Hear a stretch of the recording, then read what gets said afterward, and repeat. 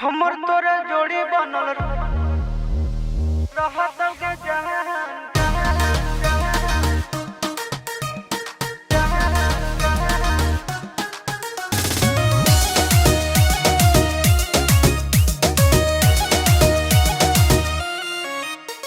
सावन का महीना है, मस्ती में जीना है, 4 चिलम गांजा रोज सुबह शाम पीना है। ए सोना, सावन का महीना है, मस्ती में जीना है, 4 चिलम गांजा रोज सुबह शाम पीना है।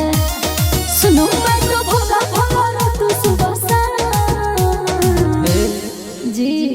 हमर तोरा जोड़ी बनल रहत के जहान। अच्छा गजायोरी भांग करे भोला जी के दान। साचो हमर तोरा जोड़ी बनल रहत के जहान। गजायोरी भांग करे भोला जी के दान। जाओ भोले बाबा।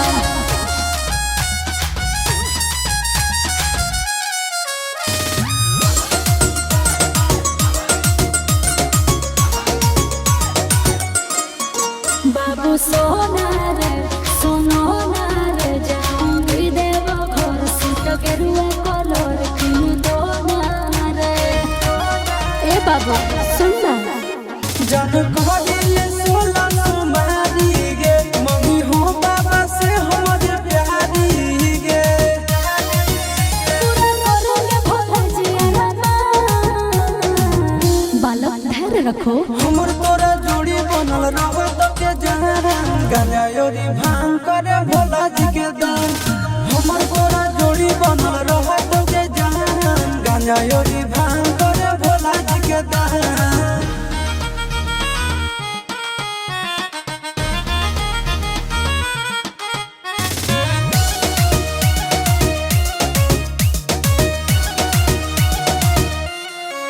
ओ दीवाना रे देवघर जाना रे, चूड़ी शंखा बोला जिसमें लिखा भोला लेके आना रे। ए बाबू घर ले बैया जे हम गाड़ी गे। साचो? जी बाबा के दुआरी गे। जय हो चिंटू आशीष बाबा के धरो ध्यान। हमर तोरा जोड़ी बनल रहत के जहान। गजायोरी भांग करे भोला जी के दान।